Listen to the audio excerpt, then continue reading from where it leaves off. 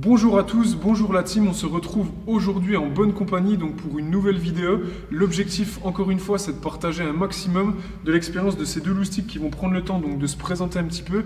Et aujourd'hui on voulait faire le rapprochement entre le handicap et le sport. En l'occurrence ils vous seront mieux placés que moi pour vous expliquer un petit peu ce qu'ils traversent et ce qu'ils ont pu traverser, les petites et les grandes victoires qu'ils ont pu accomplir sur le fait qu'ils soient aveugles ou en tout cas des problèmes au niveau de la vision et l'impact que ça peut avoir dans leur vie de tous les jours, dans la pratique du sport et surtout ce que le sport a pu leur apporter.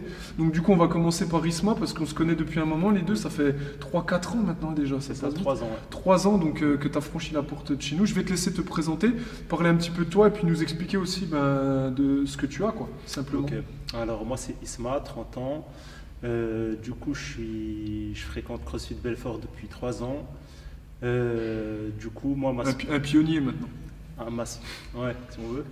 Ma spécificité, du coup, c'est que j'ai une rétinopathie pigmentaire. Donc, c'est une maladie qui touche la vision périphérique et qui réduit le champ de vision au fur et à mesure. Qui va, en fait, du coup, ça éteint les cellules des yeux de l'extérieur vers l'intérieur et qui amène donc à être aveugle à terme. Du coup, je rebondis un peu sur ce que tu dis pour essayer d'expliquer de la meilleure façon possible pour les gens qui voient. Donc en fait, si tu veux, ça réduit le champ de vision, c'est ça. Donc par exemple, au lieu d'être large, il devient court. Et le haut. Ah, du haut en vers fait, de la largeur. Il faut voir ça comme un rond. En fait, D'accord. c'est un rond qui se ferme jusqu'à... à devenir tout petit. C'est ça. Même fermé. D'accord. Et donc ça c'est quelque chose que tu as depuis la naissance, c'est génétique. C'est ça. C'est une maladie génétique, donc c'est de famille. D'accord. C'est une maladie donc liée au gène. J'ai un trou, je le sais. Au gène c'est génétique, X. Ok. Voilà. Donc ça veut dire que du moment que moi je transfère mon X, la maladie elle est là, donc mes enfants, enfin, en tout cas mes filles l'ont, enfin ma fille l'a, ma mère l'a eu, mais je reprends mon garçon, vu que c'est X, Y ne l'a pas. D'accord. Donc voilà. Donc toi t'es papa de deux petites merveilles, donc ça, explique-moi comment ça les a impactés, ils ont des chances de l'avoir ou de pas avoir, comment ça se passe? Qu'on puisse bien avoir saisi le truc. Normalement, mon garçon n'a rien du tout. D'accord. Vu que j'ai transmis mon Y. Ok. Et ma fille, je lui ai transmis mon X. D'accord. Donc elle l'a concrètement. Mais la maladie, elle a une petite spécificité, c'est que les filles sont porteuses saines. D'accord. Ça veut dire qu'elles l'ont dans le code génétique, mais elles n'ont pas les symptômes, ou en tout cas pas comme moi. Donc si je comprends bien, elle pourrait le donner à un de ses fils. C'est ça. Mais elle l'a en tant que porteuse saine. T'es un génie. D'accord. Merci, c'est gentil. Je pense que c'est plutôt simple. Et du coup, concrètement, donc toi, quand tu es né, ta maman savait peut-être pas qu'elle avait ça. Je pense que c'est souvent comme ça que ça arrive, peut-être. Mon grand-père, il était aveugle. Ah, d'accord, ok. Mais disons que l'époque et plein de contextes on savait pas de la médecine, voilà, on estimait que c'était le travail à l'usine, les produits chimiques, des choses comme ça. Alors qu'il avait dû être touché depuis son enfance. C'est ça, c'était dans la famille, mais on ne s'était pas rendu compte. Et donc toi, tu as constaté une évolution de la maladie entre ton enfance et maintenant? Alors déjà, pour expliquer, j'ai su à 10 ans que c'était une maladie. Je voyais mal, j'avais des lunettes, mais on ne mettait pas de mots, on ne s'était pas rendu compte de la gravité de la situation. Et à l'âge de 10 ans, on s'est posé des questions, parce qu'il y a des symptômes annexes, ne pas voir la nuit, une acuité visuelle, donc la distance très réduite, qui ont alerté. Et en fait, ça, plus les tests de champ de vision, on a compris quelle maladie c'était. Et voilà, à 10 ans seulement, on m'a dit t'as ça alors que je l'avais depuis la naissance. D'accord, et donc c'est dégénératif quoi. Plus tu vas vieillir, plus pire ce sera quoi. C'est ça. Alors moi je connais d'un œil extérieur, ce qui est un peu particulier, qui peut être un peu troublant, c'est que Isma, quand on ne le connaît pas, de loin on peut croire que c'est juste quelqu'un qui porte des lunettes. Donc qui voit peut-être un peu moins bien que les gens normaux, alors qu'en réalité franchement tu vois, là si tu devais décrire ta façon de voir, ce que tu vois à l'heure d'aujourd'hui, qu'est-ce que c'est? De façon simple. Alors, c'est uniquement les silhouettes pour ce qui est des individus. Et encore, il faut que la lumière soit comme il faut, que le sol... En fait, il y a 1 milliard de contextes qu'il faut qu'il soit optimal. Et dans ce cas de figure, je vois à peu près mon environnement, je vois à peu près les gens, en tout cas des formes mouvantes. Tu vois des formes. C'est ça. Mais Dès qu'on arrive un peu dans le soir, c'est... le soir, ou même cette salle, elle est déjà, par rapport à ceux qui connaissent la salle de Belfort, elle est déjà un peu plus sombre et j'aurais déjà un peu plus de mal ici, par exemple. D'accord. Là, c'est incroyable. Donc je me permets, juste pour que vous puissiez voir, enfin, là, du coup tes lunettes, elles servent à quoi concrètement? C'est incroyable. Moi par exemple, on s'amuse tous à mettre un peu les lunettes de nos amis, tout ça quand on est en soirée. Moi si je mets les lunettes à Isma, enfin, genre, j'ai l'impression d'être un télescope, quoi. Je vois rien, quoi, strictement rien. Alors, ce qu'elles apportent, bah déjà... Là, si tu les enlèves, par exemple, tu vois moins bien que quand tu les as? Le problème, c'est que depuis que j'ai ces lunettes, ma vue, elle a déjà baissé et du coup, elles sont même plus comme il faut. On pourrait... En fait, elles ont plus une compétence d'accoutumance. Non, ouais, de stabilité de l'œil qui D'accord. fait que mon œil... J'ai un strabisme en plus. Ouais, D'accord. forcément, il faut que j'ai tout d'un coup. Ah, mais c'est mieux de tout avoir. Ouais, c'est ça. Et du coup, mon œil, il bouge beaucoup, tout ça. Et mes Ouais, lunettes, c'est vrai qu'on déjà, voit quand tu les enlèves que tu as les c'est ça. pupilles qui Et bougent. déjà, Alors, rien que ça, mes lunettes, en fait, elles posent mes yeux et elles me permettent de fixer ce que je veux fixer. Et du coup, c'est moins fatigant. Bien sûr. Ça me permet de légèrement voir mieux. Mais en vrai, elles n'apportent plus de correction. Ok, ça marche. C'est du confort. Ben écoute, merci pour ces informations. Voilà, c'est assez clair en tout cas, je pense. Donc merci d'avoir partagé ça. De toute façon, on va y aller par étapes un petit peu, que tu puisses nous expliquer tout ça. On va passer à toi, Aymen. Avant toute chose, je tiens à vous dire, donc vous aurez les infos dans le descriptif et tout ça. Si ça vous plaît ce qu'on fait, n'hésitez pas à vous abonner. On va essayer de vous donner un maximum d'infos, comme je viens de le dire, dans le descriptif. On parlera aussi, le chef ici à droite, il a lancé une page Instagram, donc les yeux d'Aymen, pour parler un petit peu du quotidien d'un aveugle et parler un petit peu de tout ce qui traverse et des choses qui peuvent être mises en place pour aider en tout cas les personnes qui ont ce genre de problématiques. Donc on vous mettra le lien dans la description, n'hésitez pas à aller faire un tour, à vous abonner, ça peut donner de la force à des gens qui sont moteurs dans la société et je trouve ça vraiment cool. Donc voilà, les yeux d'Aymen, Instagram, allez voir un petit coup, il y a le descriptif dans la vidéo et on va te laisser toi mon ami te présenter et nous expliquer un petit peu, ça fait 1 an qu'on se connaît. Oui. Une bonne année, un peu moins. Un peu moins d'1 an. Ouais, ça fait. Moi, je suis vraiment très très débutant. Ça fait depuis à peu près septembre dernier. Ouais. Donc voilà, je débute. Je C'est suis pas un pionnier. Il y a une moi. belle progression. Explique-nous un petit peu donc ton parcours, tout ça et puis. Alors puis donc ton handicap. moi c'est Aymen. Je suis arrivé en France à l'âge de 10 ans. D'accord. Ensuite, voilà, pour les soins des yeux, justement. Du coup, voilà, malheureusement, malgré le fait que j'étais en France, j'ai quand même fini par être non-voyant. Donc le fameux cercle de vision. Donc toi, avant 10 ans, dans ta jeunesse, tu voyais voyais, oui. Je voyais relativement bien à ma naissance. Après, j'étais malvoyant pendant toute mon adolescence. Et donc j'ai perdu la vue à l'âge de 16 ans. Ah, donc tu as perdu la vue assez tard en fait. Oui, c'est ça, à l'âge de 16 ans. Et donc voilà, le fameux cercle dont parlait Isma, pour moi il s'est refermé un peu plus vite, quoi. À l'âge de 16 ans, il n'y avait plus rien. Et toi, je rebondis un peu sur tout ça, donc tu te souviens de la dégénération, enfin de comment ça s'est passé un petit peu, je veux dire, est-ce que toi par exemple tu te souviens à 5-6 ans voir parfaitement et qu'après ça diminue jusqu'à des moments où tu voyais quasiment plus rien, où ça s'est éteint assez brusquement, comment ça s'est passé tout ça? Parfaitement, je dirais pas, parce qu'à l'âge de 5-6 ans, je portais des lunettes, j'avais quand même des problèmes de vue, mais je voyais déjà mieux que par exemple au collège. Okay. Et ensuite au collège, en fait j'avais des grosses lunettes et donc j'avais besoin d'agrandissement à l'école, voilà, c'était des papiers A3 à la place des A4, etc. Je devais prendre les cours chez quelqu'un parce que je pouvais pas voir au tableau. Ok. Ouais, donc ça c'était à quel âge tu dis? Ça c'était au collège. Au collège, ouais, donc c'était déjà quand même vraiment 10, compliqué. Entre 10 et 16 ans, quoi. Ok. Et en fait, du coup, cette progression-là, on la voit pas vraiment parce que c'est au fur et à mesure des années. Donc on se rend pas compte qu'on perd la vue. Tous les jours un petit voilà, peu. C'est ça. C'est quand on va faire les contrôles chez le médecin, il remarque des choses et donc il nous change de lunettes. Les lunettes sont épaisses, etc. Ensuite, à l'âge de 16 ans, ça s'est fait un peu brusquement, quoi. J'ai perdu la vue en 2-3 mois à peu près. Il y avait plusieurs opérations consécutives, donc des opérations chirurgicales qui ont mal tourné. Et voilà. Et donc pour moi, le fameux champ de vision s'est réduit très très vite. Donc toi, en fait, il s'est réduit et suite à une opération chirurgicale qui s'est mal passée, tu as perdu d'un coup, c'est ça? Ça aurait dû arriver plus tard ou ça arrivait au laps de temps qu'ils avaient entre guillemets prévu par rapport bon, c'est un peu compliqué parce que moi aussi, je suis comme Isma, je cumule. Ouais. Donc j'ai un glaucome congénital, ça c'est ma maladie de base. Donc explique-nous ce que c'est vrai qu'on l'a pas détaillé. Alors, un glaucome congénital, c'est de la pression oculaire, c'est-à-dire c'est de la pression dans l'œil. Donc en fait, c'est de la pression, il y a un liquide qui nourrit, on va dire, la cornée dans l'œil. Et il y a un point d'accès et un point d'évacuation de ce liquide.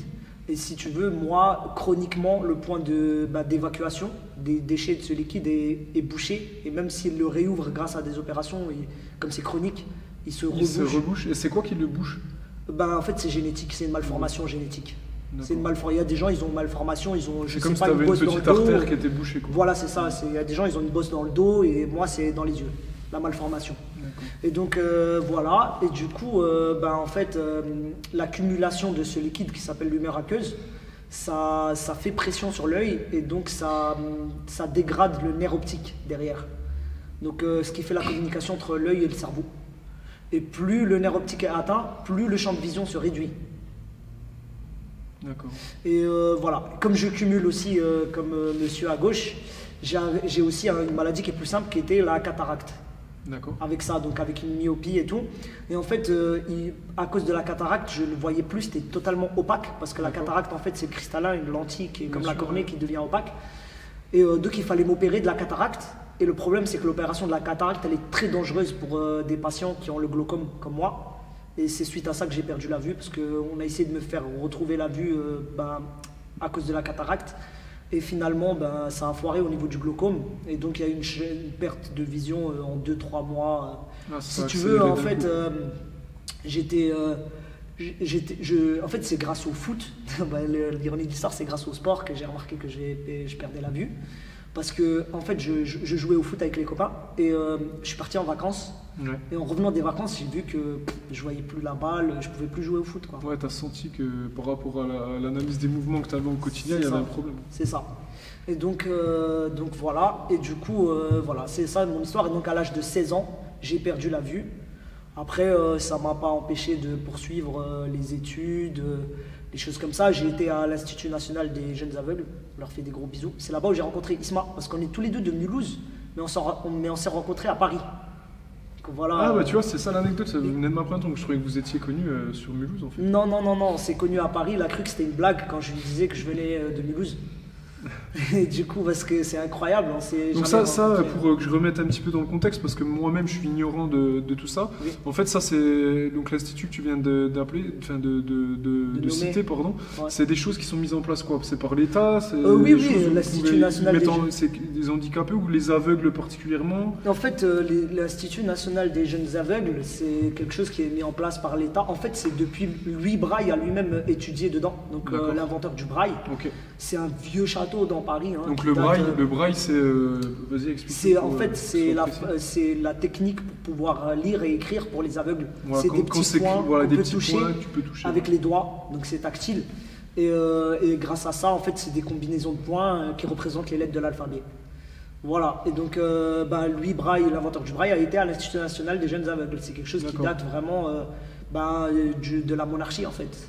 Donc en France. 1780. Voilà, 1780. Okay. Donc ça date quand même un peu. Et donc ça a été maintenu ensuite par l'État.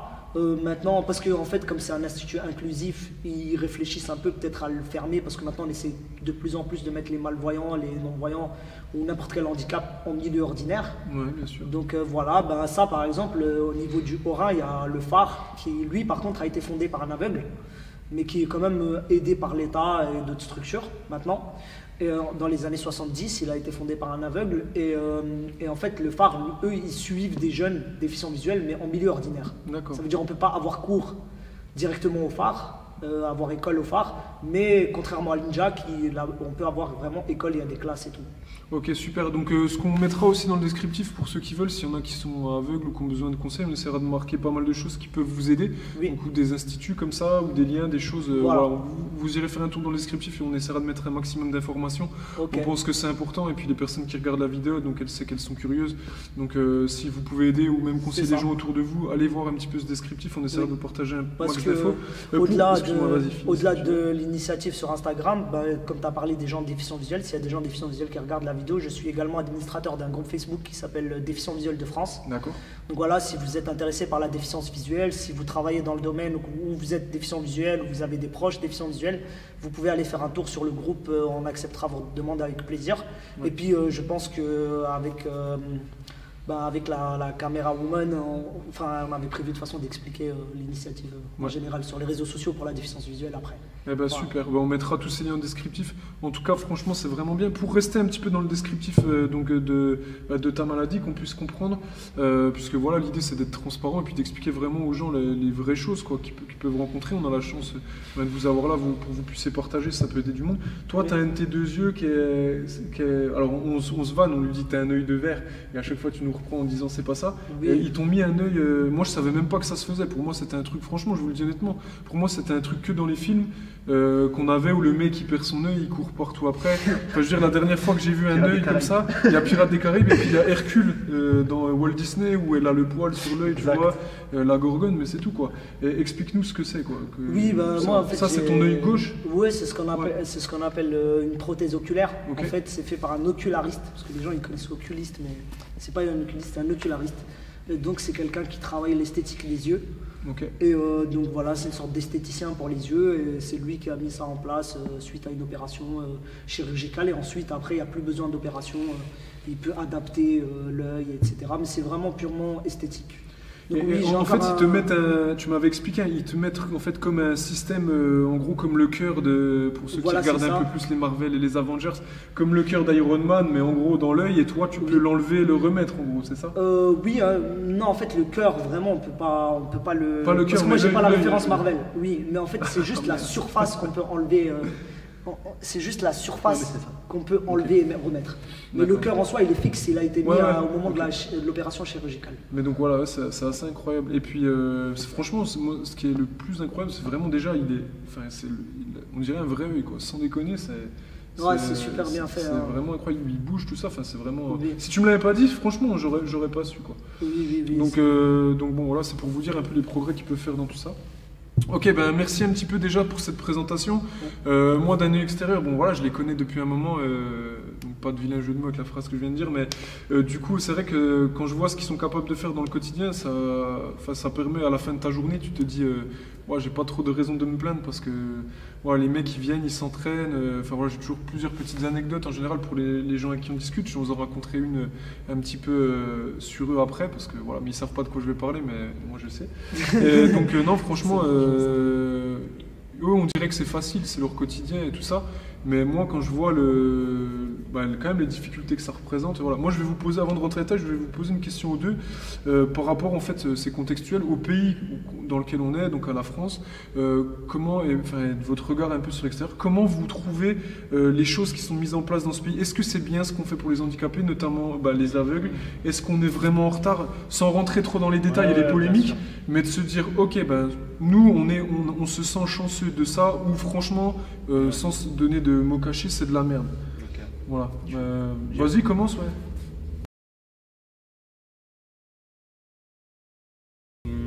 Déjà, je pense qu'il y a plusieurs points de vue où se placer. Déjà, il faut savoir que aujourd'hui, on a une vraie qualité en France par rapport au handicap.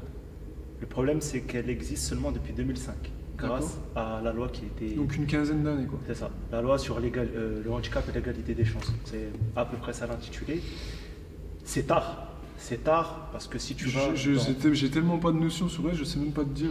dis-toi que les rampes, après tu connais un peu toi au niveau des entreprises, tu as dû un Ouais. peu... avoir- Oui, ouais, les normes, nous on a tout fait de plein pied, tout ça, on essaie. Quand tu es entrepreneur, je ne sais pas si c'est des contraintes, mais en tout cas quand tu es handicapé, les accessibilités, tu n'as pas le choix. S'ils ne sont pas là, tu n'as pas accès à quelque chose. Tu vois. Ouais, c'est compliqué. Et en France, on les a obligés seulement depuis 2005. C'est très tard, tu vois. Tu vas dans d'autres pays d'Europe, c'est beaucoup plus tôt. Par contre, on ne va pas se plaindre, en France, c'est très bien classé dans le top des pays qui font le plus de choses. Je veux dire, il y a des pays, voilà, en Afrique, en Asie, les pays en voie de développement. Voilà, il ne faut pas se voiler la face. C'est ces personnes-là qui sont en difficulté. En France, on va chipoter parce que, bon, d'accord, après, attention, tous les handicaps, c'est différent. Bien sûr. Il y a quand même des choses qui sont faites et voilà, il ne faut pas se voiler la face.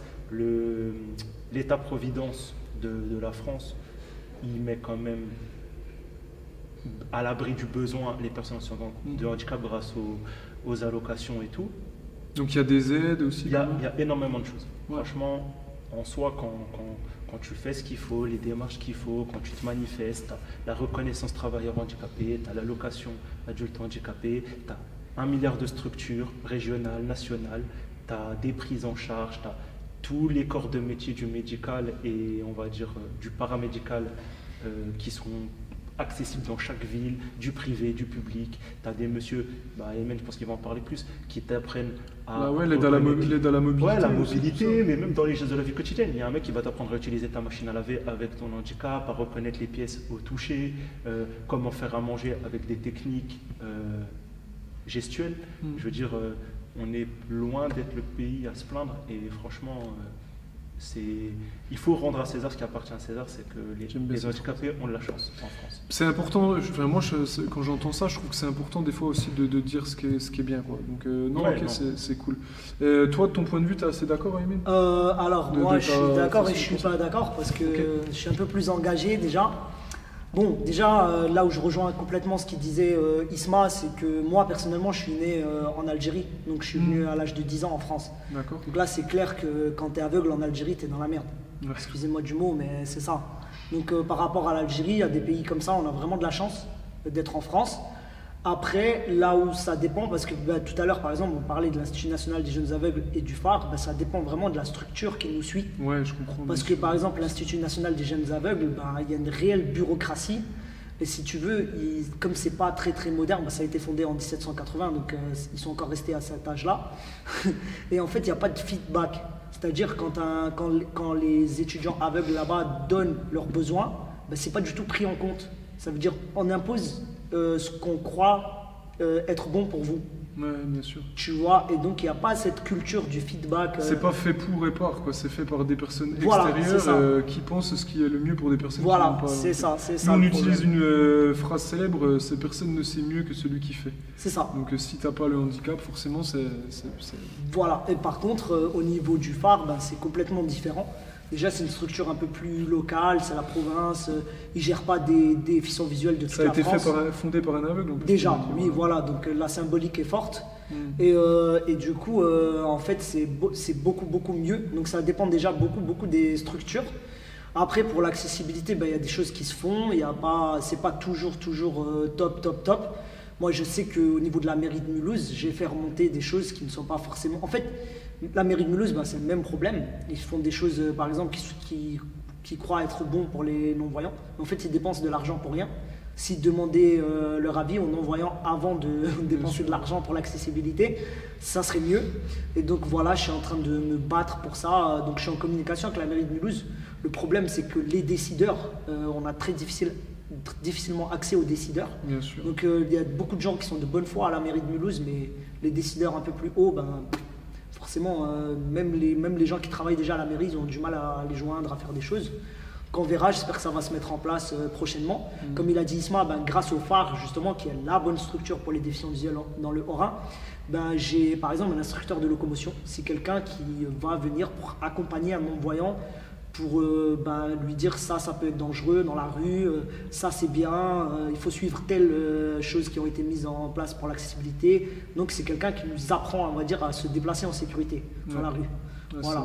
Le phare aussi, avec eux, il y a des choses qui sont mises en place qui nous accompagnent dans la vie quotidienne. Voilà. Comme il a dit Isma, la machine à laver ou la cuisine, le ménage et tout. Donc c'est quelqu'un qui nous accompagne pour nous montrer des petites techniques qui peuvent faciliter la vie quand on est non-voyant. Voilà, c'est des gens qui ont appris, c'est des gens qui ont été formés pour, et quand ils sont voyants, en fait, ils apprennent avec des bandeaux et tout, donc avec mise en situation. D'accord. Voilà. Après, par exemple, ben, comme tu le sais très bien, hein, bon, ils ont parlé au niveau du gouvernement donc, actuel, il y a un mois ou deux, qu'ils allaient débloquer une enveloppe de 400 millions pour rendre le sport plus accessible. Parce que nous, comme tu as dit, on se bat pour venir au sport et tout. Mais ils avaient dit qu'ils allaient débloquer Mais le problème, c'est qu'on rentre dans les détails des articles et tout, c'est que du flou pour l'instant. On nous donne un chiffre, 400 millions, mais il n'y a rien de concret. Parce que comme tu le sais très bien, moi, de par mon handicap, je suis contraint de prendre des séances de coaching personnalisées. Donc forcément, ça coûte plus cher et c'est un débat, hein, c'est pas que moi, hein, c'est vraiment un débat dans le monde du handicap. Et en fait, ben, on attend toujours, parce que c'est bien beau de balancer des chiffres dans la presse, mais on attend de voir concrètement ce que ça va donner. Bien sûr. Moi, pour rebondir un peu sur ce qu'ils disent sur l'accessibilité et tout ça, nous, on y a eu affaire, donc forcément, quand on a ouvert nos structures.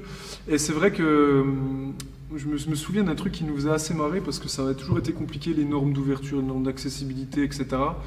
Le monceau de choses, là je vous parle du point de vue de l'entrepreneur, hein, donc j'inverse un peu la casquette, mais c'est vrai que quand tu démarres, tu te dis purée, ça fait énormément de choses à faire, ils nous embêtent sur des choses voilà, qui sont quand même super contraignantes, et puis surtout nous ce qui nous avait gêné c'était bon, les contraintes, l'accessibilité, on s'y plie volontairement parce qu'il n'y a pas de souci là-dessus, on le comprend complètement, et puis avant même de recevoir du monde, tu te dis ok, nous de toute façon en tant que passionnés on veut être capable d'encadrer tout le monde, donc ça pose pas de souci. C'est pour ça que toutes nos structures sont totalement de plein pied, et puis qu'on a, on a toujours veillé à respecter les minimums de standards.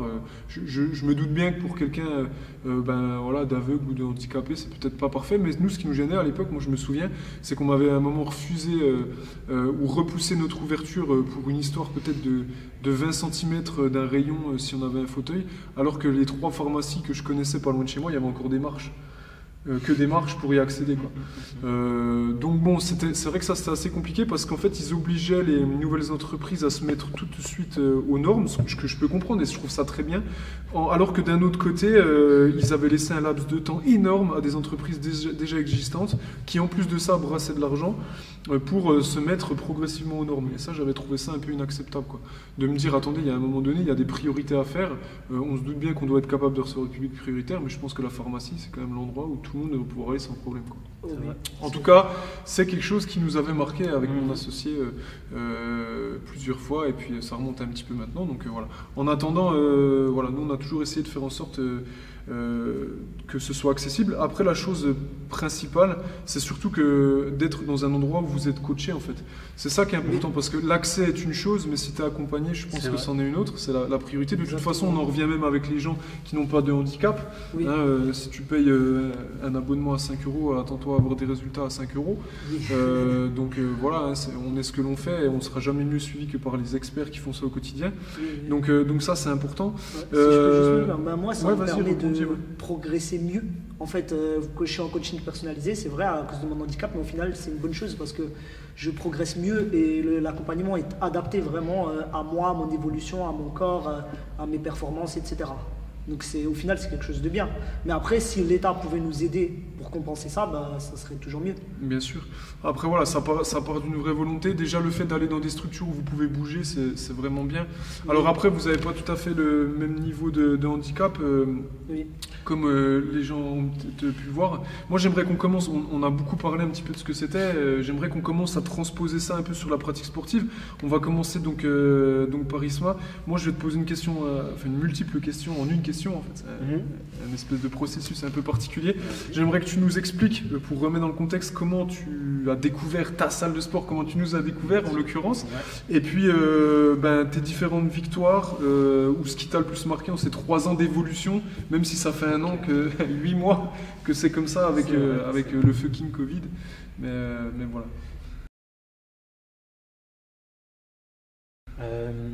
Alors déjà, comment je vous ai découvert? Donc déjà, pour ma part, je pratique les sports liés au fitness, la musculation, la course à pied, la natation. Enfin, déjà, j'ai toujours fait du sport déjà, même depuis tout petit. Et en 2011, je me suis mis vraiment à la musculation, en tout cas tout ça. Et j'ai toujours été intéressé par les méthodes d'entraînement, l'entraînement. Quand il y a une salle, c'est la salle. Quand il n'y a pas de salle, c'est du poids de corps, du street workout. Et voilà. T'arrivais à aller t'entraîner en salle et tout ça, je me souviens plus. Oui, avant de vous connaître, Ouais, j'étais dans une salle low cost. Ok.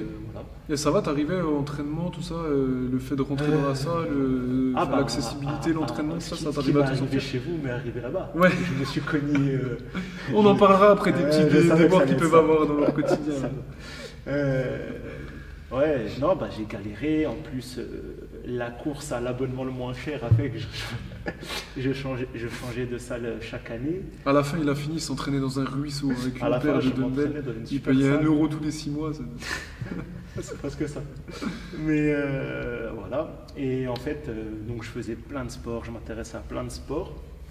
Et juste avant de vous connaître, ça faisait 2 ans, 3 ans que je faisais du karaté à l'école de combat de Je me Belfort, souviens, ça. de Maître Merlet. Et il y a un gars, un jour, il arrive, il me dit « Ah, je suis allé essayer ». Je connaissais le CrossFit Ouais. par ma curiosité, Ouais. des entraînements en ligne, de ce que j'avais vu, tout ça. Et un gars me dit « Ah, il y a le CrossFit de Belfort, j'ai fait un entraînement, on est monté sur des box avec des poids, on a touché des grosses balles, nanana, c'était incroyable et tout, l'ambiance, les gars, nanana ».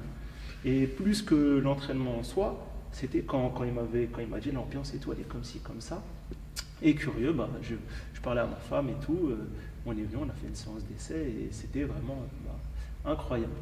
Et donc on a... Tu te souviens, c'était avec qui que tu as fait la Sofiane. séance Ah, Je me souviens c'est de pour ça Sofiane. que c'était incroyable. Alors. L'ancienne salle, je me souviens du wood, je me souviens des courbatures, parce que Tu forcément... te souviens du WOD d'entraînement ouais, que t'as fait je crois que c'était 50 box jump over avec 50 mètres ball clean. Oh, c'était un gros shipper avec plein de mouvements. Oh, c'était chaud. En plus, tu faisais jamais monter ton cœur. Jamais Donc, monté mon corps ouais, comme ça devait ça. être terrible. Hein. Et on était dépassé. On a été dépassé. Pour la première fois, on a été dépassé. Mais c'était incroyable. Et du coup, ouais, donc ce gars, il vient un jour, il me dit ah, la salle, Belfort, le CrossFit, c'est comme ci, c'est comme ça. Bah, forcément, ça m'a plu, on est venu et on est tombé sur vous. Et voilà, ça a été incroyable. Et voilà, on s'est inscrit, on est parti avec vous donc pour ces 3 ans d'entraînement et de Moi, je communauté. t'ai connu, tu étais beaucoup plus bedonnant que maintenant. Hein. C'est vrai. Là, je te trouve quand même bien sec, assez athlétique, et puis avec un cardio mieux qu'avant. Merci, Quand même. c'est gentil. Bah ouais, franchement, après Tu te souviens de tes performances sur certains mouvements au début, je sais pas, des mouvements peut-être plutôt simples, genre voilà, deadlift, soulevé de terre pour ceux qui parlent plutôt langage de Ouais. musculation, un Euh, squat complet entre guillemets, Ouais. le avant. Ah bah déjà le squat complet, ouais, déjà, je ne faisais presque pas de squat complet. Ouais, t'arrivais même pas avant. à descendre jusqu'en bas, si. Bah en fait, c'est que je pensais que c'était ça un squat. Ouais, ok. Bon, c'était pas non plus un quart de squat, mais c'était pas comme préconise le CrossFit. Mes tractions, c'était pas non plus bras tordus. En termes, ouais, il y avait plein de... Les perfs, voilà, bon, j'ai pris... Je sais que je passais de 145 au soulevé de terre à 162. Ah, c'est bien. Bon, l'haltéro, j'en parle pas parce que voilà, j'en ai jamais fait. Je suis passé de 95 au back squat à 122, Ah, c'est bien, 123. c'est bien. c'est bien. Le press, je crois que j'ai pris aussi 10. Je suis passé de. Je crois que j'ai fini à 67 en strict press. Et j'étais, je crois, à 55, 56 avant. Puis le cardio, le ressenti dans ta vie de tous les jours, tout ça, tu t'as senti une différence? Ah bah oui, grave. De toute façon, déjà je bougeais pas. Enfin, ouais, je faisais de la musculation sans vraiment bouger. C'était les formats musculation, 3 exercices sur le même muscle, 4 séries de 10, tout ça. Donc en soi, j'avais plus aucun cardio, alors que je faisais une session course à pied par semaine, Ouais. mais ça n'a rien à voir. Moi, je vais te poser une question qui est un peu plus spécifique, entre guillemets, c'est que voilà, on dit souvent la méthode d'entraînement CrossFit. CrossFit, c'est constamment varié à haute intensité, on fait plein de mouvements, on est fonctionnel, ça, ces choses sont mises en avant. Enfin, vous allez y être si vous le pratiquez bien, il y a 10 qualités physiques, voilà, on connaît un petit peu toutes ces choses-là. Est-ce que toi, concrètement, entre ce que tu faisais avant et ce que tu fais maintenant, donc tu as vu une évolution cardio, musculaire, etc. Mais est-ce que toi, dans ton quotidien, tu vois, est-ce que tu as senti par exemple que tu te cognais un peu moins? Est-ce que tu as senti que tu avais une meilleure peut-être proprioception en ayant pratiqué le CrossFit si on va un peu plus loin? Est-ce que tu as senti que tu te sentais plus à l'aise? Est-ce que toutes ces choses-là, ça a eu un impact? Est-ce que tu as senti une différence ou juste tu t'es dit juste je me sens plus en forme mais ça n'a rien changé? Non, je peux pas vraiment dire que ça m'a apporté dans ma proprioception, parce qu'elle était déjà bonne, Ok. je pense. Après, en situation, on va dire, compliqué, de stress, enfin je sais pas, j'ai pas d'idée, mais en tout cas ça m'a aidé à mieux l'appliquer. Et je pense que c'est d'une part, oui, lié aux 10 propriétés physiques, mais aussi à l'application. Je veux dire, le CrossFit, ça te met quand même dans des... Voilà, la marche sur les mains, les tractions, l'état de fatigue, l'augmentation cardiaque, tout ça. Avec la vue, si j'ai dû... Je pense que c'est pas explicable, mais oui, je pense qu'il y a quand même eu, en tout cas dans l'application, une augmentation du savoir-faire. Je sais que c'est flou, parce que je ne peux pas trop l'expliquer, mais en soi, oui, il y a eu une amélioration physique. Après, c'est pas tant dans l'espace, c'est plutôt, ça reste toujours moi-même, mes compétences physiques en fait. Ok, cool. Et puis, toi, Loustic, donc depuis ça fait quoi, 8 mois, 8 mois qu'on a commencé. On se voit 1 à 2 fois maintenant, on a augmenté parce qu'il commence à être friand, il commence à succomber au CrossFit et puis il commence à mettre de plus en plus de... Vous irez voir, vous verrez puisque vous serez abonné sur les yeux d'Aymen, donc des petites stories de lui, enfin plutôt de lui en action. Moi forcément, comme c'est moi qui m'occupe de toi, on s'est occupé en alternance avec mon associé et puis là c'est un petit peu plus moi parce que par rapport aux disponibilités et aux affinités, tout ça, c'était plus cool qu'on fasse comme ça. Moi j'ai vu donc une belle évolution de toi. Là on est en train de travailler donc progressivement. L'objectif ce serait donc de réussir un développé couché donc à son poids de corps et puis de réussir, ce serait vraiment une belle victoire, donc une traction stricte. Ça c'est un objectif donc à moyen terme. À titre informatif, donc moi je vais te donner l'évolution pour que ça parle un petit peu aux gens que j'ai trouvé la plus notable sur toi. Ça a été vraiment le gain d'amplitude sur les squats, la réalisation correcte de belles pompes et puis le développé couché qui a quand même bien augmenté puisqu'on est quand même passé, ça fait quoi, 2 mois qu'on a commencé le développé couché. On avait du mal avec une barre à vide à 15 kg et là on a fait un RM à 45 quoi. Donc ça c'était vraiment vraiment bien. Franchement voilà, ça pour moi je trouve que c'est une belle évolution rapide et puis j'aurais pas pensé que tu évoluerais aussi vite. Franchement, merci. Non mais c'est vrai, là attends, en 2 mois passé de j'ai du mal avec une barre à 15, je tremble, voilà le repère dans l'espace, tout ça, forcément quand t'as pas la vue c'est quand même compliqué. Le fait d'être en plus dans un axe allongé c'est compliqué aussi. Donc voilà, barre à vide 45 kg, enfin barre à vide de femme et 45 kg derrière, c'est quand même une belle évolution. Donc ça laisse promettre de belles choses. Rappelle-moi ton poids de corps là. Là, je suis à 65. Donc voilà, il nous reste encore 20 kilos à gagner. On va y arriver, tu vois, assez rapidement. Donc je pense très bien. Toi, un fait qui t'a marqué, genre déjà, moi, j'aimerais revenir sur tout ce que le CrossFit a pu m'apporter. En fait, moi, c'est très très différent de Isma, parce que comme tu lui as demandé en premier, du coup, lui, déjà, le handicap est différent. Comme on disait, lui, il est malvoyant, moi, je suis non-voyant. Ouais, bien sûr, c'est donc, forcément, la proprioception, elle est plus compliquée quand on est non-voyant total. Et en fait, moi, personnellement, comment dire, moi, j'ai eu un parcours très difficile à cause de mon handicap avec le sport. Donc quand j'étais au collège, j'ai fait de la natation. Et donc en plus, en fait, le souci aussi, tout à l'heure on parlait de tout ce qui est mis en place et tout, c'est qu'il y a un très, très mauvais accès au sport, malheureusement, lors du scolaire. Moi c'était simple, à l'école par exemple, c'était simple, t'es déficient visuel, donc t'es dispensé. Donc déjà, mon parcours scolaire, j'ai été dispensé de A à Z. Jusqu'à arriver à l'INJA où c'était plus une structure spécialisée, on faisait un peu de sport, mais beaucoup dans la prudence, dans la surprudence. C'est ça, parce que moi en plus la pression, il disait mais si tu te prends une balle, ça peut être dangereux pour les yeux, etc. Donc il y avait beaucoup de prudence, de sécurité. En plus la natation, donc j'en ai fait au collège, mais je pouvais en faire sans plongeon. Donc il fallait pas plonger. Donc tu pouvais nager mais pas plonger. Voilà. Ça l'a marqué, on sent qu'il a envie de plonger. Et du coup, de toute façon, maintenant j'ai perdu la vue, donc je suis totalement libre. Et du coup, après, il y a eu la période, parce que, j'ai oublié de dire, parce qu'on fait d'autres choses à côté, comme Ismaël a des enfants, moi je suis ingénieur informatique, donc j'ai fait 5 ans d'études. Et ça, c'est un problème plus général que je trouve au-delà du handicap, c'est que les étudiants aussi ont du mal à avoir accès au sport. Déjà parce que les emplois du temps ne le permettent pas, et puis les moyens financiers. Donc voilà aussi, voilà, je pense que ça serait une bonne idée si l'État s'occupe de ça aussi. On parle beaucoup des étudiants en ce moment. Moi, en étant étudiant, c'était moi et mes camarades, on ne faisait pas de sport parce que tout simplement, on n'avait pas le temps, on n'avait pas les moyens, c'était pas possible. Et donc voilà, j'avais fini mes études, j'ai eu quelques péripéties personnelles, et depuis quelques temps, depuis 1 an, Isma me parlait du CrossFit. Et donc voilà, le CrossFit c'est trop bien, c'est trop bien, c'est trop bien. Mais enfin, pour moi, ce que je fais maintenant, c'était impossible il y a 1 an et demi avant que je commence. Et du coup, je me disais, voilà, il a l'air épanoui, heureux dans la boxe Blossom et tout. Et du coup, un jour, j'ai craqué, je me suis dit, parce que je suis un éternel curieux, il faut que j'aille voir.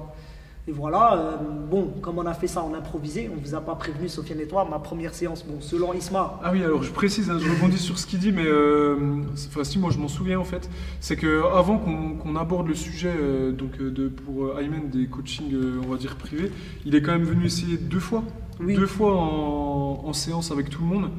Et puis ça aurait pu coller avec le temps d'adaptation, le temps aussi que le coach apprenne à maîtriser, malgré le fait que ce soit quand même compliqué. Après, quand il y a une certaine accoutumance, connaissance des mouvements et tout ça, ça va. Voilà, mais c'est vrai qu'il y a quand même beaucoup de mouvements, en tout cas dans les classes classiques, et c'est vrai que de fil en aiguille, on est venu à proposer cette solution-là qui... Et on peut dire ce qu'on veut, même si de base, par rapport aux autres salles de sport standard, dans la plupart des salles de CrossFit, il y a celui qui est quand même poussé. En tout cas, chez nous, on essaie vraiment d'avoir des coachs experts et de faire vraiment un travail de qualité. Mais malgré ça, le coaching privé, c'est encore beaucoup mieux parce que l'intention, l'adaptation, elle est 100% liée à toi et c'est encore mieux, quoi. Et en fait, du coup, selon Isma, parce que lui, je pense qu'il s'y connaît mieux, la première séance d'initiation, on va dire de découverte en collectif, d'après lui, elle s'est mal passée, mais moi, j'avais directement accroché. J'ai trop aimé, je me suis senti trop bien en rentrant. Et du coup, c'est comme ça que j'ai décidé de revenir. Je crois que la deuxième fois, c'était pas une vraie séance collective déjà. La deuxième fois, on a commencé un peu en semi-personnel. Parce qu'il y avait Sofiane et Marie. Donc voilà, du coup, j'étais déjà un peu... ils s'occupaient de moi un peu à côté, du groupe encore. Mais c'est compliqué de s'occuper juste de moi et du groupe encore à côté. Bien sûr. Donc voilà, 3e séance, on est parti direct en coaching personnalisé depuis jusqu'à maintenant. Mais au-delà de la proprioception, moi je progresse beaucoup. Moi je me rappelle, j'avais fait une séance de découverte de batterie à l'époque de Ninja justement. Et en fait j'ai du mal à ne pas être sur le même rythme avec les mains et les pieds. Et de plus en plus avec le CrossFit, j'apprends ce genre de choses, j'apprends à gérer mon corps. C'est ça qui est vraiment super. Et aussi vraiment ce que le CrossFit m'a apporté, à ma plus grande surprise, parce que je pensais que j'étais quelqu'un de très fort mentalement. En fait, j'ai découvert que pas forcément. Et le CrossFit m'a apporté, nous, dans le monde des startups, on appellerait ça le mindset. C'est vraiment la mentale, quoi, le mental de se surpasser, de se dépasser. Et ça, c'est quelque chose qui m'aide vraiment au quotidien avec mon handicap. C'est vraiment quelque chose que j'ai appris au CrossFit et qui m'aide au quotidien, rien à voir avec le sport, quoi. C'est important ce que tu dis. Après, être fort mentalement, ça se définit de plusieurs façons. Effectivement, on est souvent, et ça s'apprend, et on s'améliore aussi dans ce genre de choses. On ne peut pas forcément être fort mentalement dans les choses qu'on ne maîtrise pas. Je vais vous prendre un exemple concret, mais toi, tu n'avais par exemple jamais fait d'efforts physiques intenses. Donc forcément, quand tu as des messages importants et nouveaux qui arrivent au niveau de ton corps, tu peux avoir envie d'abandonner. Avoir l'impression que tu fais beaucoup, alors que d'un œil extérieur, des gens experts te disent non, tu penses que tu fais beaucoup, mais je te garantis que non. Oui. Et puis, à contrario de ça, quelqu'un qui fait beaucoup d'efforts physiques, mais qui par exemple n'a pas l'habitude de travailler des heures sur un ordinateur, d'être concentré sur quelque chose, peut abandonner assez vite parce qu'il se dit voilà, ça sert à rien, etc. C'est aussi une autre forme de travail mental et de force mentale. Et c'est vrai qu'on met ces choses-là en avant et que tu as bien progressé, même si tu râles, il râle par contre, je tiens à vous le dire. Ça, je le précise parce que on parle de son calvaire, mais vous n'imaginez pas le mien. Hein, d'accord, le nôtre. Franchement, ça va, j'ai arrêté quand même de râler, mais bon. Non, ça va mieux. Non, mais moi, je me souviens quand je parle de mental, en fait, je me souviens pendant un WOD, qu'on faisait avec toi, et en fait, je voulais vraiment abandonner, et tu m'as dit, ouais, c'est normal, à ce moment-là, tout le monde veut abandonner. En fait, je me dis, ah, c'est vrai, si tout le monde veut abandonner, je fais comme tout le monde, je vais au-delà de ça et je continue, je vais jusqu'au bout. Et des fois, c'est des petites phrases comme ça qui peuvent faire travailler le mental. et qu'on se rend compte que le mental peut jouer beaucoup Bien sur le sûr, physique. c'est- Ça, c'était pas évident pour moi. Je pense que c'est parce que Dans j'ai le pas fait beaucoup de coaching, sport. dans la progression, finalement, sans se mentir, la première chose qu'il faut changer en général quand il y a quelqu'un qui n'a pas forcément de résultats, c'est sa perception de la vie et de ce qu'il est et de ce qu'il fait. Donc changer la personne. Non, il y a pas mal de avant développement personnel hein, dans le Voilà, CrossFit, c'est vrai, hein. non, mais c'est important dans le sport en général. Donc, ok, ça c'est cool, on a déjà abordé pas mal de choses. Moi, j'avais juste encore peut-être une ou deux questions générales à vous poser, c'est de la curiosité. Est-ce que vous avez un chiffre à me donner? Genre, je sais pas si vous savez, hein, c'est pas une question piège, hein, si vous savez pas, voilà. Pas votre compte en banque, vous rassurez. C'est parce qu'il a dit. Ouais, c'est secret, Juste c'est secret, entre ça, c'est parenthèses, secret. on dit souvent qu'on définit quelqu'un par son métier, et Aymen il a dit voilà, Isma il est papa, je suis ingénieur. Voilà. Bah oui. Non mais ça m'a fait rire. Du coup, non, le C'est chiffre, des réussites, hein, le chiffre que je vais vous demander, ben, ça veut dire que c'est pas indissociable d'avoir et une vie de famille active et de réaliser des études. Vous voyez un Oui. peu le mental des deux mecs qui sont là. Le chiffre que je vais vous demander, c'est le nombre de personnes en déficience visuelle aveugle et aveugle, les deux mélangés, Oui. ou les deux séparés, si vous avez les deux chiffres en France.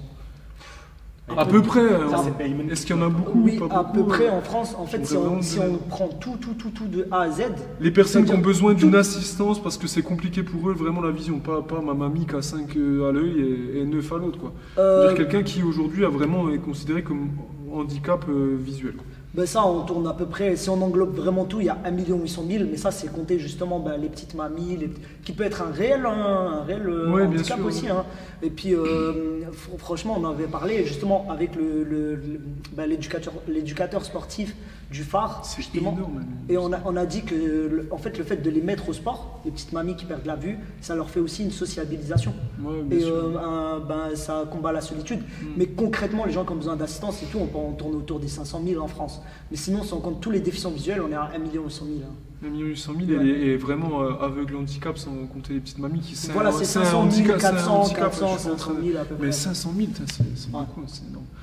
Donc voilà, c'est vraiment pas des choses à C'est un nuancer. chiffre approximatif, hein. J'ai pas le chiffre exact en tête, mais voilà, sûr, à ok. peu près pour avoir un ordre de grandeur. Ben, on vérifiera ses sources, donc tu écriras au docteur Raoul qui t'envoie la courbe.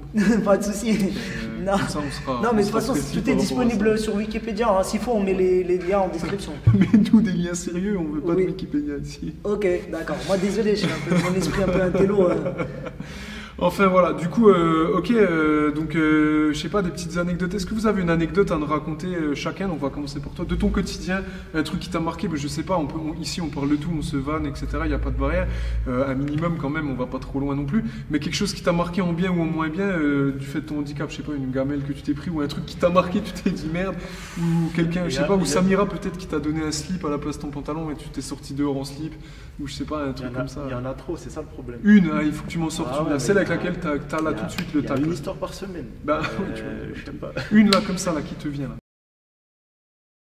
Au collège, genre on avait 2 bâtiments qui étaient distancés par à peu près 400 mètres de cours. Ok. Et forcément, quand on avait cours dans l'autre bâtiment, on attendait 20 secondes avant de traverser les 400 mètres pour aller au 2e étage de l'autre bâtiment pour aller au cours suivant. Ok. Et tout le temps on faisait ça. Et d'habitude on courait par un chemin qui était un peu plus sur la gauche. Et là je sais pas pourquoi on a couru par un chemin qui était un peu plus sur la droite. D'accord. Et c'était 400-500 mètres à peu près. Donc quand tu sprintes 400-500 mètres, tu prends quand même une certaine vitesse. Bien sûr. Et au milieu de ma course, enfin je prends le départ, bim, je cours, je prends.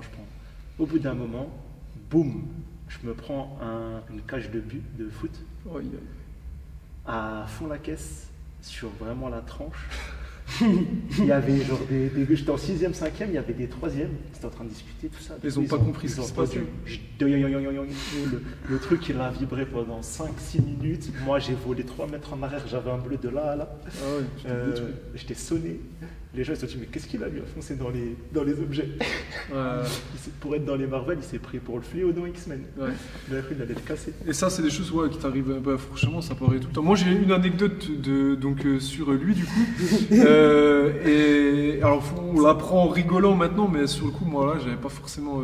Bah voilà, c'est un pote, il est là, et puis on se rend pas compte, tu vois, on est là, on travaille, il arrive, et puis comme la boxe, c'est un peu sa maison, tu vois, il connaît le chemin par cœur, tu te rends pas compte. Et en fait, c'était au début de l'année Celle-ci scolaire, ouais. Le banc? Ouais, alors en fait, moi je vais raconter ce que je me souviens. En fait, il y avait, on donne des cours en fait au BP Donc on est prof pour ceux qui passent le BP, tout ça. Et en fait, ils étaient devant le tableau. Et en fait, Isma, il est arrivé, il a fait sa séance. Il était dans le fond de la salle et en fait le BP donc est arrivé, ils se sont installés, ils se sont assis donc sur des box en bois comme on est là en fait, qu'on avait du coup installé au milieu de la salle, sauf que lui il était arrivé, il n'y avait pas les bancs et puis il faisait sa séance et tout ça. Après eux ils sont allés manger et Isma donc il a au vestiaire, il s'est fait bien et tout, il s'est fait beau, bon il s'est lavé quoi. Et puis en fait en partant, nous on avait mis les box. Donc il n'a pas vu les box et il a marché comme si de rien n'était et ses jambes en fait sont rentrées dans la box en bois et il a fait un espèce de salto, une roulade. Donc on a entendu les box tomber. Acrobatique. C'était un banc de développé couché. Ah c'était un banc de développé couché parce que oui on a mis des bancs à côté. Tu vois. Ça va encore. Ouais, mais la hauteur elle est pile poil au tibia quoi. Pour trébucher. Et parce qu'on a mis voilà box et banc de développé couché à côté et le mec a fait une roulade, il est tombé. J'ai entendu les bancs donc tu sais tu te retournes, tu te dis merde qu'est-ce qui se passe? Ok c'est bon les gars j'ai rien. Le mec il est travers mais il te dit qu'il a rien. Ben voilà, compétence de proprioception. T'as vu comment je me suis rattrapé? Ouais. Mais ouais, ça c'est le truc, tu te rends pas compte, mais c'est vrai que toi t'as ton trajet, boum, quelqu'un met quelque chose dessus. Et c'est pour ça que quand vous arrivez à la boxe, en ce moment on fait des travaux, tu vois, on oublie combien de fois ça arrivait, le tabouret ou des trucs comme ça qu'on oublie. Ouais, je me souviens. Oui, mais toi, raconte-nous une anecdote. Il y a pas longtemps, tu t'es brûlé, toi. Ah oui, ça c'est dangereux au quotidien. Le mec qui faisait des pâtes. C'était quoi que tu faisais? Non, je faisais pas des pâtes, je faisais une omelette. Et une omelette avec un peu de viande et tout, forcément. Et en fait, une drôle d'omelette. Non, mais parce que j'aime bien. Enfin, j'ai des goûts très particuliers. Ouais, et du coup, j'ai fait tomber du sel. J'ai fait tomber le sel, en fait. Et en me baissant pour ramasser le sel, j'ai embarqué, en fait, il y avait la queue de la poêle que j'ai touchée. J'ai embarqué la poêle avec moi et du coup, elle s'est retrouvée sur le bas de mon dos. Ça m'a un peu, voilà, ça m'a brûlé quoi. Mais c'était pas si grave, mais ça arrive quoi. Il y a déjà un coup où tu as eu peur, tu t'es dit, ou tu t'es fait mal ou quelque chose. Ouais, mais moi j'ai une anecdote, ça m'a inspiré une anecdote, ce qu'il a raconté Isma, c'est au début du lycée, donc un peu avant d'avoir perdu la vue, c'était déjà le début, c'est l'une des façons où on constate qu'on perd la vue, c'est que, en fait, c'était un vendredi soir et c'était les vacances. Il y avait des vacances de 15 jours, donc on rentrait des cours et il y avait un copain qui m'attendait en bas. Et en fait, j'ai jeté mon sac à la maison et je suis ressorti pour aller jouer quoi, parce que c'était les vacances, et il faisait beau, c'était vendredi soir, début des vacances. Et en fait, la joie des vacances fait que je suis sorti chez moi en courant pour aller du coup rejoindre mon ami. Et en fait, il y avait une église à côté de chez mes parents. Et il y avait un grillage de travaux justement au niveau de l'église. Et en fait le grillage il est super fin. À l'époque j'avais encore un reste visuel mais je pouvais pas le voir. Et du coup en fait je courais. Et je me suis pris le grillage en pleine face. Et du coup j'avais du sang de partout. Mon père il a vu ça de loin, il était en panique. Bien sûr, mon pote rigolait. Non mais ça les potes ils rigolent toujours. C'est un accident de voiture. Et du coup ouais voilà, ça c'était la petite anecdote. Mais sinon, ce qui est vraiment drôle, parce que c'est pas très drôle hein, ce que tu as dit juste avant. De quoi que tu pris un grillage et que tu étais sectionné. Oui, au début c'est pas drôle, mais après t'en rigoles quoi. Voilà, c'est ça, hein, au début. Mais je peux te promettre que je sais pas si c'est l'adrénaline ou quoi, mais j'ai ressenti aucune douleur. Moi vraiment, c'est quand j'ai senti du liquide que j'ai dit ah oui c'est du sang. Tout ça pour nous dire que t'es un DZ et que tu Non, c'est pas vrai, c'est juste pour dire que je sais pas, des fois quand t'as un choc frontal, ben, la douleur tu la ressens pas tout de suite en fait. C'est impressionnant hein. Parce que moi je me suis pris le grillage, j'ai reculé, j'ai essayé de le contourner pour y aller. Et c'est là entre mon ami et mon père qui me couraient après pour dire que c'est grave ce qui vient d'arriver, sinon j'aurais pas remarqué, c'est avec le sang et tout que j'ai remarqué quoi. Mais sur le champ on ne remarque pas, il n'y a pas de douleur immédiate. En fait. Parce que le grillage il est vraiment fin, je sais pas vraiment. Mais après les plus grosses anecdotes quand même qui arrivent, c'est pas avec les obstacles physiques, parce que depuis j'ai perdu la vue et j'ai ma canne. Par exemple ce qui arrive avec Isma, ben, ça a moins de chances d'arriver avec moi parce qu'il y a toujours la canne qui protège devant, c'est les obstacles qu'il y a devant. Mais souvent c'est les humains en fait, c'est les réactions des humains en face qui peuvent être valides.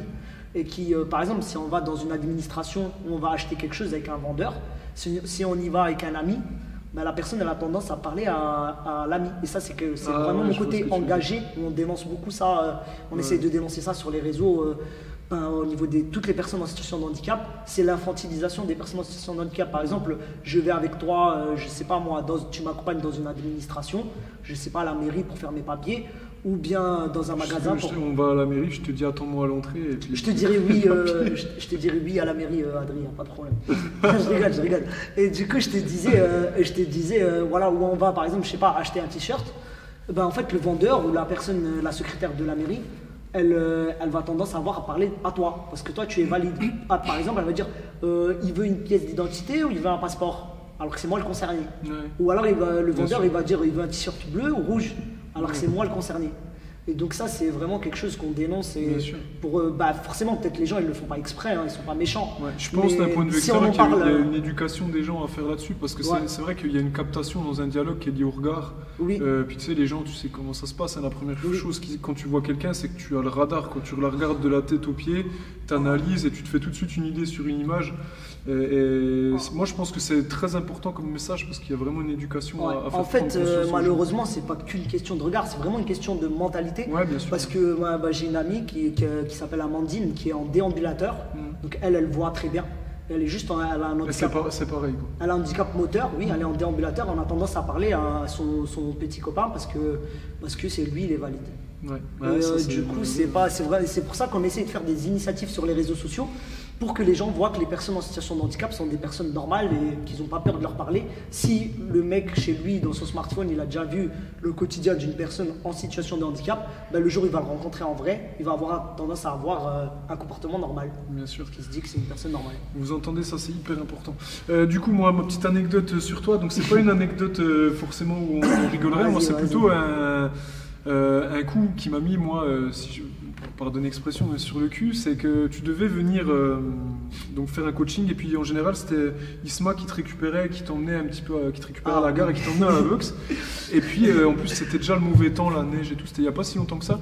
Et il me dit voilà, Isma il n'est pas là mais je viens. Et en fait c'est pour ceux qui ne savent pas, Mulhouse-Belfort, enfin il y a quand même, c'est pas non plus à côté. 1000 km hein. Je sais pas, mais il y a 35, ouais, il y a 35 km. Et puis il y a comme voilà, je veux dire, il y a l'autoroute, tout ça, la gare, c'est un peu, c'est pas non plus à côté. Et puis après, il me dit je viens tout seul.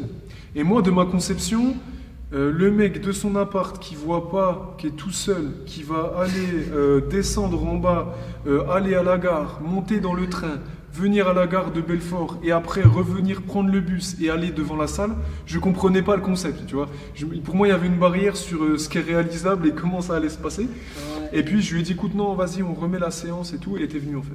Ouais, elle était venue et ça a été une sacrée épopée, mais t'es venue quoi. Mais moi, pendant tout mon parcours, surtout pendant mon parcours scolaire, c'est incroyable. Quand on me dit c'est pas possible, ça m'intrigue. Non, bien. Mais je pensais pas que c'était pas possible, mais c'est vrai que je me suis dit si tu veux, c'est compliqué, c'est chaud, et comment il va faire s'il y a personne qui s'occupe.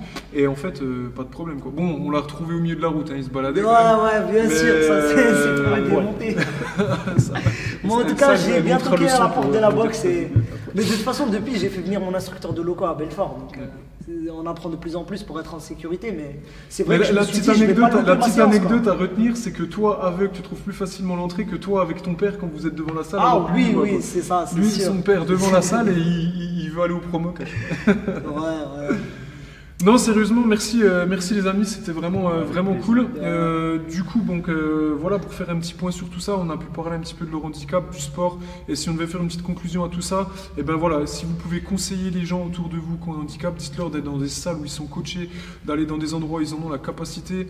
Je mets un petit peu en avant les salles de CrossFit parce que c'est ce que je fais, et pourquoi on fait ça, on prêche notre paroisse, parce qu'on sait que la plupart des salles de CrossFit sont animées par des gens passionnés, qui travaillent en petits groupes, qui sont là pour fournir un coaching de qualité. Donc de base, je dis pas que vous pourrez pas trouver aussi bien ailleurs, bien entendu il y a des coachs passionnés partout, mais de base le fonctionnement de ces salles là il est beaucoup plus adapté en fait pour des personnes de handicap, et surtout il sera beaucoup plus beaucoup plus impactant. Moi, pour vous donner une petite parenthèse, j'ai travaillé dans des gros centres de fitness, même pas low cost, hein, mais on avait proportionnellement au nombre d'adhérents qu'on avait, on avait très peu d'handicapés. Moi, je me souviens que sur donc la salle où j'étais à son apogée avait quand même 2500 adhérents. Et puis on avait deux personnes. On avait deux personnes sur 2500, en tout cas de mes souvenirs, qui étaient handicapées. Une personne qui avait un gros handicap physique, mais qui a pu venir, et une personne donc, qui avait pareil un autre handicap, mais qui se faisait emmener, etc. Oui. Donc c'était plutôt des handicaps physiques, mais deux personnes sur 2500, ouais, alors que là, par exemple, nous, sur Belfort, des personnes avec une situation de handicap, déjà là, comme ça, tout de suite, j'en ai 3. Jean-Claude. J'ai vous deux et Jean-Claude. Et puis, bon, on en a eu, hein, mine de rien, dans l'histoire aussi de la boxe, avec des handicaps plus ou moins lourds, bien entendu, mais proportionnellement au nombre d'adhérents, c'est beaucoup plus accessible. Et je pense pas que ce soit par rapport à la qualité ultime d'accueil des locaux, mais plutôt par rapport à la qualité humaine qu'il y a derrière. Voilà, c'est ça. Donc, ouais, on a le témoignage derrière. Donc, aller dans des endroits où l'humain est présent, c'est la qualité, c'est ce qui vous permettra de suivre ça. Et puis, les personnes handicapées qui regardent, écoutent la vidéo ou autre, et ben, quand vous voyez ces deux profils-là, restez motivés. N'oubliez pas qu'il y a plein de choses qui sont possibles. Vous pouvez le faire. Il y a des structures, il y a des choses, il y a des gens, il y a des exemples au quotidien. Donc après voilà, je sais que c'est une situation peut-être très facile ce que je vais dire dans ma position, mais le handicap n'est pas une excuse. On en a la preuve ici de mecs qui ont accompli de sacrées choses. Ah oui, un gars qui est ingénieur, un mec qui est papa, des gars qui font du sport.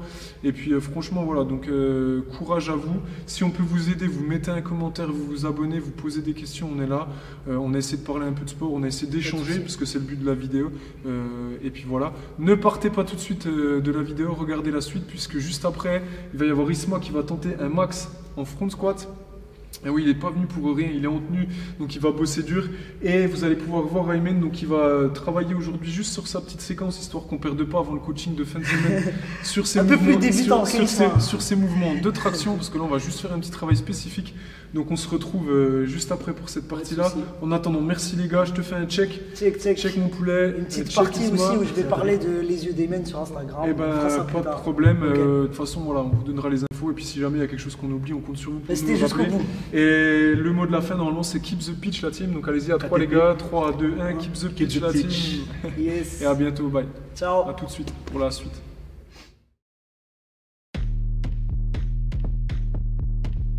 Stop that. Stop that. Stop that. Stop that. I hear him chatting the noise, move too quick, can't stop for the talking. I hear him chat with the boys, man so tough, but man's keep walking. Just too sharp with the prize, white girls let it tell me I'm awesome, yeah. Hot like fire on the pan, if you wanna touch man, please use caution. Cold like 0 degrees, I'm out the cage, gotta let out the beast. Revolutionary, gotta let out the streets. Locked in a cage, I'ma let out the. Wake up, get out the sheets. We came for war, man, forget my peace. You take the west, I'll take on the east. I'ma put him in the cage, never let out the. Yeah, I hear him chatting the noise, move too quick, can't stop for the talking. I hear him chat with the boys, man so tough, but man's keep walking, yeah. Just too sharp with the prize, white girls let it tell me I'm awesome, yeah.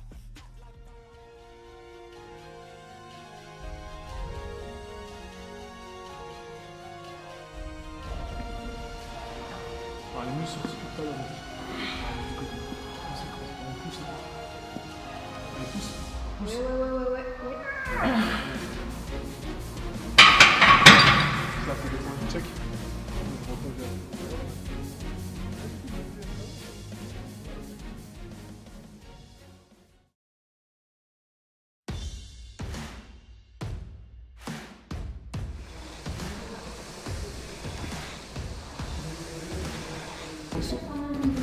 Le 3, let's go.